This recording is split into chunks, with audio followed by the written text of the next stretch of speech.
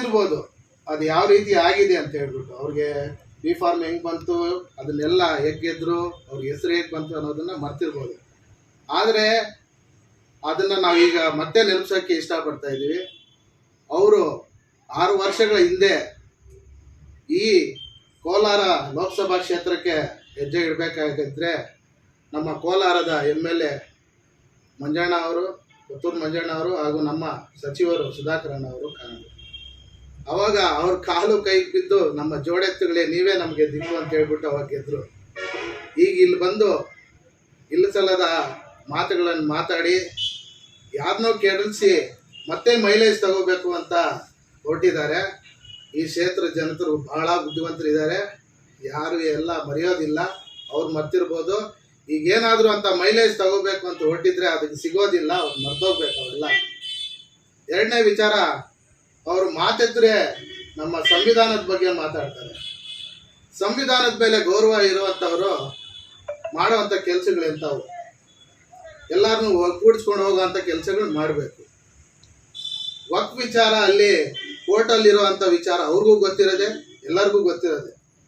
ಅದನ್ನು ತಾವು ಹೋಗ್ಬಿಟ್ಟು ನಾನು ಅದನ್ನು ಕಿತ್ತಾಕ್ತೀನಿ ಇದನ್ನು ಕಿತ್ತಾಕ್ತೀನಿ, ಯಾರಿಗೆ ಹುಟ್ಟಿದ್ದೀರಿ ಇವ್ರಿಗೆ ಹುಟ್ಟಿದ್ರ ಅಂತ ಮಾತಾಡಿದ್ರೆ, ಅವರು ಸಂಸದರಾಗಿದ್ರಲ್ಲ ಅವಾಗ ಅವ್ರು ಯಾರಿಗೂ ಅವ್ರ ರಕ್ಷಣೆಯಾಗಿ ಹೋಗಿಲ್ಲ. ಅವರು ಈಗ ಸುಮ್ಮನೆ ಪ್ರಚೋದನೆ ಮಾಡಿ ಒಕ್ಕಲೇಪಿಸುವಂಥ ಕೆಲಸ ಮಾಡ್ತಾ ಇದ್ದಾರೆ. ಇದು ನೋಡಿ ಮುನ್ಸ್ವಾಮಿ ಅವರೇ, ತಮಗೆ ಇದು ಶೋಭೆ ತರಲ್ಲ. ತಾವು ಈಗ ನಮ್ಮ ಸಚಿವರ ಮೇಲೆ ಏನೇನು ಮಾತುಗಳು ಆಡ್ತಾ ಇದ್ದೀರೋ ಇದಕ್ಕೆಲ್ಲ ಬೆಲೆ ತೆತ್ತಬೇಕಾಗತ್ತೆ.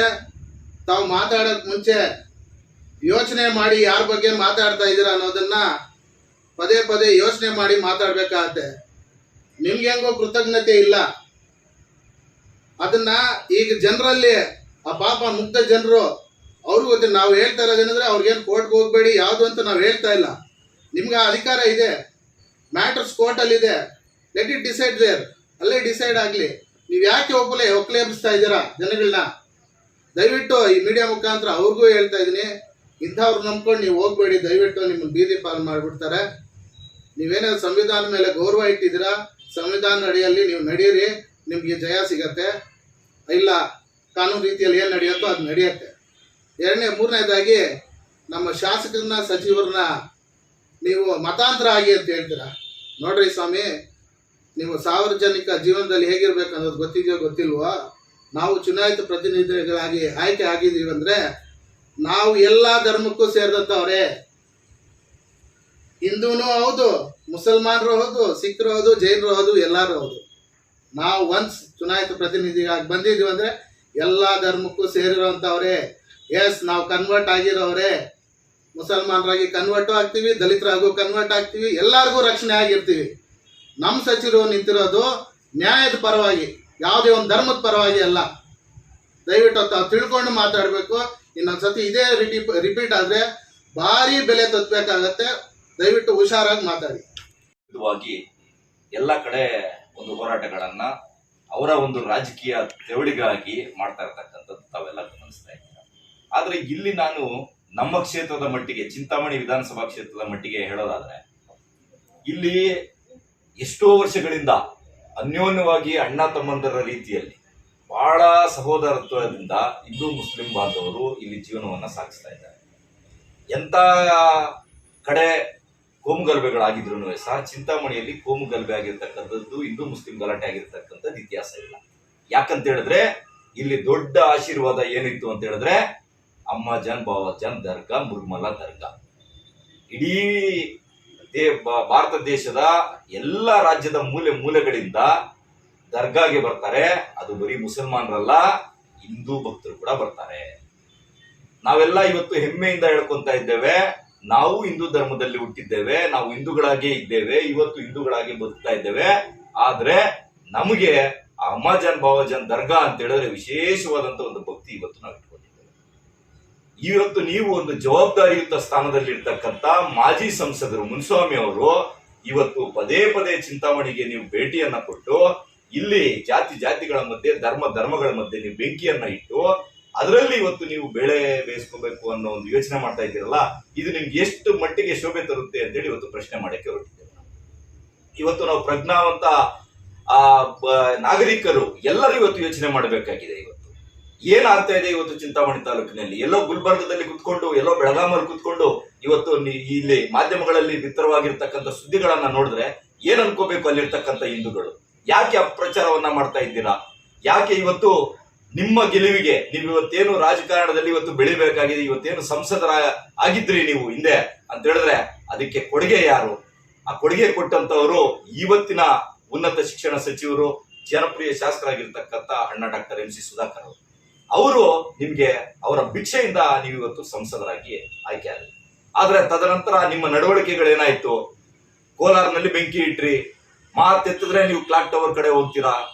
ಇವತ್ತು ಮುಳಬಾಗಲಲ್ಲಿ ಬೆಂಕಿ ಇಟ್ರಿ, ಎಲ್ಲಾ ಕಡೆ ನೋಡ್ವಿ. ಬಂಗಾರಪೇಟೆಯಲ್ಲಿ ಚೀಮಾರಿ ಹಾಕ್ಸ್ಕೊಂಡ್ರಿ. ನಿಮ್ಗೆ ಯಾರು ನಿಮಗೆ ಅಲ್ಲಿ ಬೆಂಬಲ ಕೊಟ್ಟಿದ್ರು, ನಿಮ್ಮದೇ ಸಮುದಾಯದ ಶಾಸಕರಲ್ಲಿ ಇದ್ರು ಸಹ ನೀವು ಚೀಮಾರಿ ಹಾಕ್ಸ್ಕೊಂಡು ಬಂದ್ರಿ. ಇಲ್ಲಿ ಇವತ್ತು ಚಿಂತಾಮಣಿಗೆ ಇವತ್ತು ಬಂದಿದ್ದೀರಾ, ಶ್ರೀನಿವಾಸಪುರಕ್ಕೆ ಇವತ್ತು ಹೋಗ್ತಾ ಇದ್ದೀರಾ. ಶ್ರೀನಿವಾಸಪುರದ ಮಾಜಿ ಶಾಸಕರ ಬಗ್ಗೆ ನೀವು ಮಾತಾಡ್ತಾ ಇದ್ದೀರಾ, ಚಿಂತಾಮಣಿಯ ಶಾಸಕರ ಬಗ್ಗೆ ನೀವು ಮಾತಾಡ್ಲಿಕ್ಕೆ ಬರ್ತಾ ಇದ್ದೀರಾ. ನಿಮ್ಗೆ ಯಾವ ನೈತಿಕತೆ ಇದೆ ಅಂತ ಹೇಳಿ ನಾವು ಈ ಪತ್ರಿಕಾಗೋಷ್ಠಿಯ ಮುಖಾಂತರ ನಾವು ಪ್ರಶ್ನೆಯನ್ನ ಮಾಡ್ತಾ ಇದ್ದೀರಾ. ಯಾರು ಆ ಹಳ್ಳಿ ಕಟ್ಟೆಗೆ, ಆ ಹಳ್ಳಿ ಮರಕ್ಕಾಗ್ಲಿ ಅಥವಾ ಸಮಾಧಿಗಳಾಗ್ಲಿ ಯಾರಾದ್ರೂ ಬೇಲಿ ಹಾಕಿದ್ದಾರಾ? ಯಾಕೆ ಸುಳ್ಳು ಪ್ರಚಾರಗಳನ್ನ ಮಾಡ್ತಾ ಇದ್ದೀರಾ ನೀವು? ಮಠಮಾನ್ಯಗಳು, ದೇವಸ್ಥಾನಗಳು ಎಲ್ಲಾ ಹೋಗ್ಮಂಡಿಗಳಿಗೆ ಸೇರ್ಬಿಟ್ಟಿದೆ ಅಂತ ಹೇಳ್ತಾ ಇದ್ದೀರಾ. ಯಾರಾದ್ರೂ ಹೋಗ್ಮಂಡ್ಲಿ ಅವ್ರು ಹೋಗ್ಬಿಟ್ಟು ಅಲ್ಲಿ ಯಾವ್ದಾದ್ರು ಬೇಲಿ ಹಾಕಿದ್ದಾರಾ? ಇದನ್ನ ಸುಳ್ಳು ಅಪಪ್ರಚಾರ ಮಾಡ್ತಾ ಇದ್ದಾರೆ. ಚಿಂತಾಮಣಿಯಲ್ಲಿ ತುಂಬಾ ಸಹೋದರತ್ವದಿಂದ ನಾವೆಲ್ಲ ಮುಸ್ಲಿಂ ಮತ್ತು ಹಿಂದೂ ಅಂದವರು ಪಕ್ಷಾತೀತವಾಗಿ ನಾವಿಲ್ಲಿ ಬದುಕ್ತಾ ಇದ್ದೇವೆ. ಆದ್ರೆ ನೀವು ಇವತ್ತು ಬಂದು ಎಲ್ಲಿಂದನೋ ನೀವು ಬಂದು ನೀವು ಇವತ್ತು ಇಲ್ಲಿ ಬೆಂಕಿ ಇಡುವಂತ ದೊಡ್ಡ ಷಡ್ಯಂತ್ರವನ್ನ ನೀವು ಮಾಡ್ತಾ ಇದ್ದೀರಾ. ಇವತ್ತು ನೀವು ತಾವು ಮರ್ತಿರ್ಬೋದು, ಇಂದಿನ ಚುನಾವಣೆಯಲ್ಲಿ ಯಾರು ನಿಮಗೆ ಬಿಜೆಪಿಯಿಂದ ಟಿಕೆಟ್, ಬಿಜೆಪಿ ರಾಜ್ಯಾಧ್ಯಕ್ಷರ MC ಸುಧಾಕರ್ ಅವರೇನಾದ್ರೂ ಬಿಜೆಪಿ ರಾಜ್ಯಾಧ್ಯಕ್ಷರ ಅನ್ನೋ ಪ್ರಶ್ನೆಯನ್ನ ಹಾಕಿದ್ದೀರಾ? ನಿಮಗೆ ಒಂದು ನೇರವಾದಂತ ಪ್ರಶ್ನೆಯನ್ನ ಮಾಡ್ತಾ ಇದ್ದೇವೆ ಮಾಜಿ ಸಂಸದ ಮುನ್ಸ್ವಾಮಿ ಅವರಿಗೆ. ನೀವು ಯಾವ ಒಂದು ಚುನಾವಣೆಯಲ್ಲಿ ಒಂದು ಟಿಕೆಟ್ ಬೇಕು, ಬಿಜೆಪಿ ಟಿಕೆಟ್ ಅಂತೇಳಿ ಯಾರ ಮನೆ ಬಾಗಿಲಿಗೆ ನೀವು ಬಂದಿದ್ರಿ? ನಿಮ್ಮ ಮನೆ ಬಾಗಿಲಿಗೆ ಯಾರಾದ್ರೂ ಬಂದಿದ್ರಾ? ನೀವು ಎಲ್ಲಿ ಕೊಡಿಸಿ ಅಂತ ಹೇಳಿದ್ರಿ? ಚೆಲುವಾದಿ ನಾರಾಯಣ ಸ್ವಾಮಿ ಅಂತೇಳಿ ಅವ್ರಿಗೆ ಏನೋ ಟಿಕೆಟ್ ಬುಕ್ ಆಗಿತ್ತು, ಅದನ್ನ ನೀವು ತಪ್ಪಿಸ್ಬಿಟ್ಟು ನೀವು ಮತ್ತೆ ನೀವು ಆ ದಿನ ಯಾರು ಚೆಲುವಾದಿ ನಾರಾಯಣ ಸ್ವಾಮಿಗೆ ಬಿಜೆಪಿ ಟಿಕೆಟ್ ಅಂತೇಳಿ ಇನ್ನೇನು ಘೋಷಣೆ ಆಗ್ಬೇಕು ಅಂತ ಸಂದರ್ಭದಲ್ಲಿ ಯಾರ ಕಾಲಿಗೆ ಬಿದ್ರಿ? ಯಾರು ನಿಮ್ಮನ್ನ ಕರ್ಕೊಂಡೋಗಿ ಯಾವ್ಯಾವ ನಾಯಕರ ಮನೆಗಳಿಗೆ ನಿಮ್ಮನ್ನ ಕರ್ಕೊಂಡೋಗಿದ್ದೀರಾ? ಇವತ್ತು ಇತಿಹಾಸ ನೀವು ಮರ್ತಿದ್ದೀರಾ. ಇತಿಹಾಸ ನೀವು ಕಂಪ್ಲೀಟ್ ಆಗಿ ನೀವು ಮರ್ತಿದ್ದೀರಾ. ಅದರಿಂದಾನೇ ಇವತ್ತು ನೀವು ಬಹಳ ಹುಚ್ಚುಚ್ಚಾಗಿ ಮಾತಾಡ್ತಾ ಇದ್ದೀರಾ. ಇವತ್ತು ನಿಮಗೆ ಮಾಜಿ ಸಂಸದರು, ನಿಮ್ಮನ್ನ ನಾವು ಬೇರೆ ರೀತಿಯಾಗಿ ನಾವು ಮಾತಾಡ್ಲಿಕ್ಕೆ ಆಗೋದಿಲ್ಲ. ನಿಮ್ಗೆ ನಾವು ಒಂದು ಗೌರವನ ಕೊಡ್ತಾ ಇದ್ದೇವೆ. ನಾವು ಇವತ್ತು ಆ ಕಾನೂನನ್ನ ಅಡಿಯಲ್ಲಿ ನಾವು ಮಾತಾಡ್ತಾ ಇದ್ದೇವೆ. ಆದ್ರೆ ತಾವು ಏನ್ ಮಾತಾಡ್ತಾ ಇದ್ದೀರಾ? ನೀವು ಹೋಗ್ಬಿಟ್ಟು ಒಬ್ಬ ಸಚಿವರನ್ನ ನೀವು ಯಾವ ರೀತಿ ನೀವು ಸಂಬೋಧನೆ ಮಾಡ್ತೀರಾ? ಮಸೀದಿಯಲ್ಲಿ ಹೋಗ್ಬಿಟ್ಟು ನೀವು ಕನ್ವರ್ಟ್ ಆಗ್ಬಿಡಿ ಅಂತೇಳಿ ನೀವು ಇವತ್ತು ಅಷ್ಟೊಂದು ಕೇವಲವಾಗಿ ಮಾತಾಡ್ತಾ ಇದ್ದೀರಲ್ಲ. ಇವತ್ತು ನಿಮ್ಗೆಲ್ಲೋ ಹುಚ್ಚಿಡ್ದಿದೆ ಅನ್ನೋ ಮಾತನ್ನ ನಾನು ಈ ಸಂದರ್ಭದಲ್ಲಿ ಹೇಳಲಿಕ್ಕೆ ನಾನು ಬಯಸ್ತೇನೆ. ಒಬ್ಬ ಸಚಿವರನ್ನ ನೀವು ಹೋಗ್ಬಿಟ್ಟು ಮಸೀದಿಯಲ್ಲಿ ಹೋಗಿ ನೀವು ಮುಸ್ಲಿಂಗೆ ಕನ್ವರ್ಟ್ ಆಗಿ ಅಂತ ಹೇಳಿದ್ರೆ ಅದಕ್ಕೆ ಏನ್ ಬೆಲೆ ಇದೆ? ಇವತ್ತು ಯಾವ ಮಾತಾಡ್ತಾ ಇದ್ದೀರಾ? ಪ್ರಜಾಪ್ರಭುತ್ವದ ವ್ಯವಸ್ಥೆಯಲ್ಲಿ, ಭಾರತ ದೇಶದ ಸಂವಿಧಾನದ ವ್ಯವಸ್ಥೆಯಲ್ಲಿ ಇವತ್ತು ಯಾರು ಯಾವ ಧರ್ಮಕ್ಕಾದ್ರೂ ಹೋಗ್ಬೋದು, ಯಾವ ಧರ್ಮದ ಸಿದ್ಧಾಂತಗಳನ್ನಾದ್ರೂ ಮೆಚ್ಕೊಂಡು ಇವತ್ತು ಹೋಗ್ಬೋದು ಅಂತ ಒಂದು ಅವಕಾಶ ನಮ್ಮ ಸಂವಿಧಾನ ನಮಗೆ ಕೊಟ್ಟಿದೆ. ಇವತ್ತು ಯಾವ ಬಾಬಾ ಸಾಹೇಬ್ ಅಂಬೇಡ್ಕರ್ ಅವರ ಹೆಸರು ಹೇಳ್ಕೊಂಡು ಇವತ್ತು ಅವ್ರು ಕೊಟ್ಟಿರ್ತಕ್ಕಂಥ ಭಿಕ್ಷೆಯಲ್ಲಿ ಇವತ್ತು ನೀವು ಸಂಸದರಾಗಿದ್ರಿ. ಇವತ್ತು ಅದ್ರ ಪರಿಜ್ಞಾನನೇ ಇಲ್ದಿರಾ ಇವತ್ತು ನೀವು ಮಾತಾಡ್ತಾ ಇದ್ದೀರಾ. ಇದು ನಿಮಗೆ ಶೋಭೆ ತರುತ್ತಾ? ನಿಮಗೆ ಇದನ್ನ ನಾವು ಕೇಳಲಿಕ್ಕೆ ಬಯಸ್ತೇವೆ. ಚಿಂತಾಮಣಿಯ ಜನತೆ ಇವತ್ತು ಶಾಂತಿ ಪ್ರಿಯರು. ಇವತ್ತು ಯಾವುದೇ ಕೋಮು ಗಲಭೆಗೆ ನಾವು ಯಾರು ಹೆಜ್ಜೆ ಹಾಕೋರಲ್ಲ. ಆದ್ರೆ ಇವತ್ತು ನೀವು ಯಾವ ರೀತಿ ವಿಷ ಬೀಜಗಳನ್ನ ಬಿತ್ತಾ ಇದ್ದೀರಾ? ನಮ್ಮಲ್ಲಿರ್ತಕ್ಕಂಥ ಅಣ್ಣ ತಮ್ಮಂದರ ಮಧ್ಯೆ ಬೆಂಕಿಯನ್ನ ಇಟ್ಟು ನೀವು ಇವತ್ತು ಬೆಳೆ ಕಾಯಿಸ್ಕೊಳ್ಳಿಕ್ಕೆ ನೀವು ಹೊರಟಿದ್ದೀರಾ. ಇವತ್ತು ಸಚಿವರಾದ NCS ಅಣ್ಣನವ್ರನ್ನ, ಸಚಿವರನ್ನ, ಈ ಮಾಜಿ MP ಅರಹುಚ್ಚ ಅಂತ ಕರಿತೀವಿ, ಅರಹುಚ್ಚ MP ಅಂತ ಬರಕ್ಕೆ ಕಾರಣಕರ್ತರು ಯಾರು? ಅವ್ರಿಗೆ ಯಾವ ತರ ಇಲ್ಲಿ ಜಿಲ್ಲೆಯಾದ್ಯಂತ ಓಡಾಡಿ ನಿಮ್ಮನ್ನ MP ಹೆಂಗ್ ಮಾಡೋಗಿ ಹೆಸರು ನಿಮ್ಗೆ ಹೆಂಗ್ ಬಂತು? ಅರಹುಚ್ಚ ತರ ನೀವು ಮಾತಾಡ್ತಾ ಇದ್ದೀರಲ್ವಾ? ಮಾತು ಬಂದ್ರೆ ಚಿಂತಾಮಣಿಗೆ ಬರೋದು, ನಮ್ಮ ಸಚಿವರ ಬಗ್ಗೆ ಮಾತಾಡೋದು, ಕೇವಲವಾಗಿ ಮಾತಾಡೋದು, ನಿಮ್ ಸಂಸ್ಕೃತಿ ಅನ್ನೋದು ಗೊತ್ತಿಲ್ಲ ನಿಮ್ಗೆ. ಯಾಕಂದ್ರೆ ನೀವು ಮಾತಾಡೋ ರೀತಿ ನೋಡಿದ್ರೆ ನೀವು ಒಂಥರ ಮೆಂಟಲ್ ತರ ಮಾತಾಡ್ತೀರಾ. ನೀವು ಹೋಗ್ಬಿಟ್ಟು ಎಲ್ಲ ನಿಮಾನ್ಸಲ್ಲೋ ಬೇರೆ ಎಲ್ಲ ಹೋಗಿ ಆ ಆಯುರ್ವೇದಿಕ ಎಲ್ಲ ತೋರಿಸ್ಕೊಳ್ಳಿ ಕರೆಕ್ಟ್ ಆಗಿ. ಮಾತು ಬಂದ್ರೆ ಸೌಹಾರ್ದತೆ ಇರುವಾಗ ಮುಸ್ಲಿಂ ಬಾಂಧವರು ನಾವು ಹಿಂದೂ ಬಾಂಧವರು ಒಂದಾಗಿ ಒಗ್ಗಟ್ಟಾಗಿ ನಾವು ಇಡೀ ರಾಜ್ಯದಲ್ಲಿ ಒಂದೇ ರೀತಿಯಲ್ಲಿ ಎಲ್ಲ ಒಂದೇ ಸಮಾಜ ಒಂದೇ ಅಂತ ಹೇಳ್ಬಿಟ್ಟು ಜನರೆಲ್ಲ ಒಂದೇ ಅಂತ ಹೇಳ್ಬಿಟ್ರೆ ನೀವು ಪ್ರತಿಯೊಂದಕ್ಕೂ ಕೋಮಗಲ್ಭೆ ಎಬ್ಸೋದು ಅವ್ರನ್ನ ಮುಸ್ಲಿಮ್ಸ್ ಇವರು ಅಂತ ಒಬ್ಬ ವಕೀಲರು ಹೇಳ್ತೀರಾ ರೇ ರೆಡ್ಡಿ ಅಮ್ರ ಅಂತ ನೀವು ಸಿಂಗ್ಲರ್ ಮಾತಾಡ್ತೀರಾ, ನಿಮ್ಗೆ ನಾಚಿಕೆ ಆಗಲ್ವಾ? ನೀವೇನು ಓದಿರೋದು? ನೀವು MP ಅಂತ ಪಾರ್ಲಿಮೆಂಟ್ ಕುಂತ್ಕೊಳ್ಳಕ್ಕೆ ನಿಮ್ ಭಾಷೆ ಆದ್ರೂ ಗೊತ್ತಾಗಲ್ವಾ? ಒಬ್ಬ ಮಾಜಿ MP ಅಂತ ನಿಮ್ಗೆ ಸ್ವಲ್ಪ ಜ್ಞಾನ ಪಡೆವಾ? ನಿಮ್ಗೆ ಏನಾದ್ರು ಪ್ರಜ್ಞೆ ಇದೆಯಾ? ಒಬ್ಬ ಅವರ ಇತಿಹಾಸನೇ ದೊಡ್ಡ ಇತಿಹಾಸ ಚಿಂತಾಮಣಿಗೆ. ಅವ್ರ ತಾತ ಆಗ್ಬಾರ್ದು, ಅವ್ರ ತಂದೆ ಆಗ್ಬಾರ್ದು, ಅವ್ರಾಗ್ಬಾರ್ದು. ಚಿಂತಾಮಣಿಗೆ, ಕೋಲಾರ ಜಿಲ್ಲೆಗೆ, ಚಿಕ್ಕಬಳ್ಳಾಪುರ ಜಿಲ್ಲೆಗೆ ಎಷ್ಟು ಅವ್ರ ಕೊಡುಗೆ ಇದೆ ಅಂತ ಏನಾದ್ರು ಪ್ರಜ್ಞೆ ಇದೆ ಅಂತ ನಿಮ್ಗೆ? ಮುನ್ಸ್ವಾಮಿ ಅವರೇ, ಮಾತಾಡಿದ್ರೆ ಫಸ್ಟ್ ಕಲೀರಿ, ಒಂದ್ ಸಂಸ್ಕೃತಿ ಆದ್ರೂ ಕರೀರಿ. ನೀವು ಎಲ್ಲನ ಅರಬೆತ್ಲಿ ಅವರು ಎಲ್ಲ ರೋಡಲ್ಲಿ ನಿಂತ್ಕೊಂಡು ಮಾತಾಡ್ತಾರೆ. ನಿಮ್ ಭಾಷೆ ಯಾವ ಭಾಷೆ ನೀವು ಮಾತಾಡೋದು? ನಮ್ಮ ಸಚಿವರನ್ನ ತಗೊಂಡೋಗಿ ಮುಸ್ಲಿಮ್ಸ್ ಮಸೀದಲ್ಲಿ ಕನ್ವರ್ಟ್ ಆಗಿ ಅಂತ ಹೇಳಿದ್ರ? ನೀವು ಎಷ್ಟು ಜನ ನಮ್ಮ ದಲಿತರು ಕನ್ವರ್ಟ್ ಆಗಿದ್ದಾರೆ ಮುಸ್ಲಿಮ್ಸ್ಗೆ? ಅವ್ರೆಲ್ಲಿ ಕನ್ವರ್ಟ್ ಆಗಿಲ್ಲ. ನಿಮ್ ಮಾತಾಡೋಕೆ ಪ್ರಜ್ಞೆ ಬೇಡವಾ? ನೀವು ನಿಮ್ಗೆ ಕೆಲಸ ಇಲ್ಲ ಅಂತ ಒಂದು ಮಾತು ಬಂದ್ರೆ ಚಿಂತಾಮಣಿಗೆ ಬಂದಿಲ್ಲಿ ಗಲ್ಬೇರ್ಸಕ್ಕ? ನಾವ್ ಯಾರು ಗಲ್ಬೇರ್ಸಲ್ಲ, ನಾವ್ ಯಾರನ್ನು ನಿಮ್ಮ ಗುಡ್ಡು ಬೆದ್ರಲ್ರಿ. ಮುನ್ಸ್ವಾಮಿ ಅವರೇ, ಮಾತಾಡೋದನ್ನ ಫಸ್ಟ್ ಕಲೀರ. ನೀವು ಸಭ್ಯತೆಯಿಂದ ಮಾತಾಡಿ. ನೀವೇನಾದ್ರೂ ಇದೇ ತರ ಮಾತಾಡ್ತಾ ಇದ್ರೆ ನಾವು ಸುಮ್ಮನೆ ಕೂರೋ ಜನ ಅಲ್ಲ. ನಾನು ಒಬ್ಬ SC, ನಾನು ಜಿಲ್ಲಾ ಅಧ್ಯಕ್ಷ. ನಮ್ಮನ್ನು ಮಾಡಿರೋದು MCS ಅಣ್ಣ, ನಮ್ಮ ಸಚಿವರು. ಒಬ್ಬ SCಗೆ ಅವ್ರು ಈ ಜಿಲ್ಲೆಯಲ್ಲಿ, ಈ ತಾಲೂಕಲ್ಲಿ ಒಬ್ಬ SCಗೆ ಗ್ರಾಮ ಪಂಚಾಯತ್ ಪ್ರೆಸಿಡೆಂಟ್ ಮಾಡ್ತಾರೆ, ತಾಲೂಕ್ ಪಂಚಾಯತ್ ಪ್ರೆಸಿಡೆಂಟ್ ಮಾಡ್ತಾರೆ, ಇದರಲ್ಲಿ ಜನರಲ್ ಮಾಡ್ತಾರೆ, ಜಿಲ್ಲಾ ಪಂಚಾಯತ್ ಕೊಡ್ತಾರೆ. ನಿಮ್ಗೆ ಯಾರು ಇದುವರೆಗೂ ಒಬ್ಬರನ್ನ ಕೂಡ ಬೆಳೆಸಿಲ್ಲ. ಹೌದ್ರಿ, ನಿಮ್ದೇನ್ರಿ ನಿಮ್ ಕೊಡುಗೆ ನಮ್ ಚಿಂತಾಮಣಿ ತಾಲೂಕಿಗೆ, ಕೋಲಾರ ಜಿಲ್ಲೆಗೆ ಏನ್ ಕೊಡುಗೆ?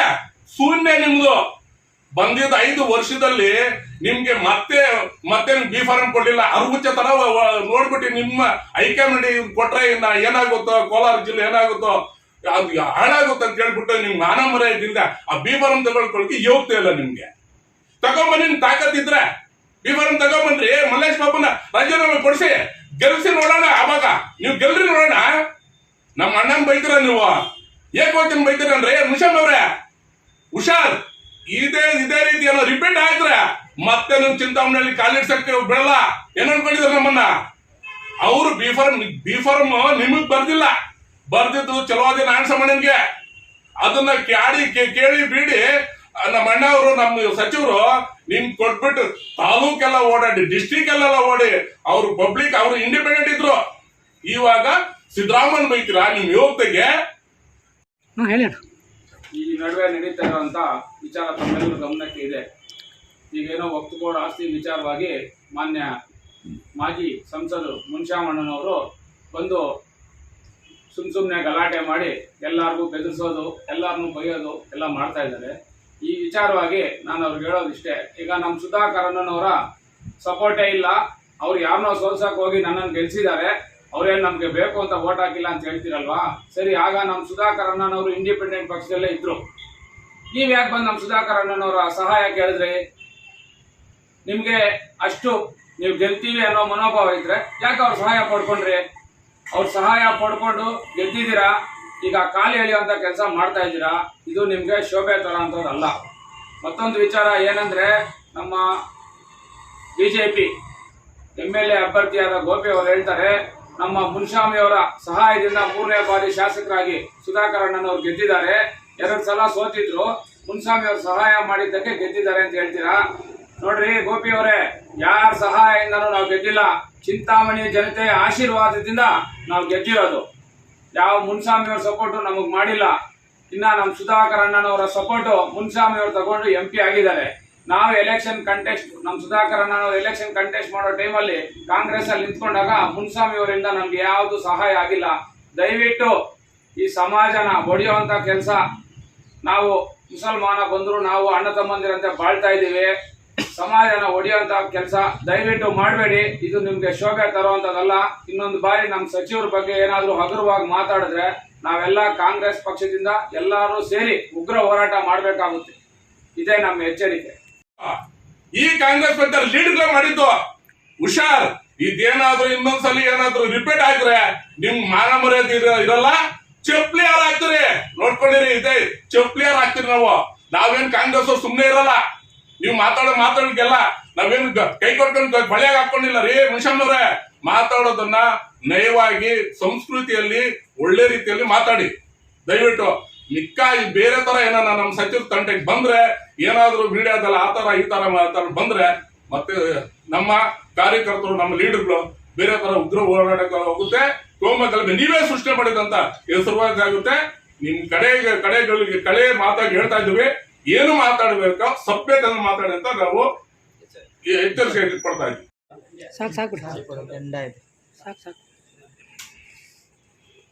ಪಾಯಿಂಟ್ಸ್ ಬಿಟ್ಟು ಏನಾದ್ರು ಇದ್ರೆ ಯಾರನ್ನ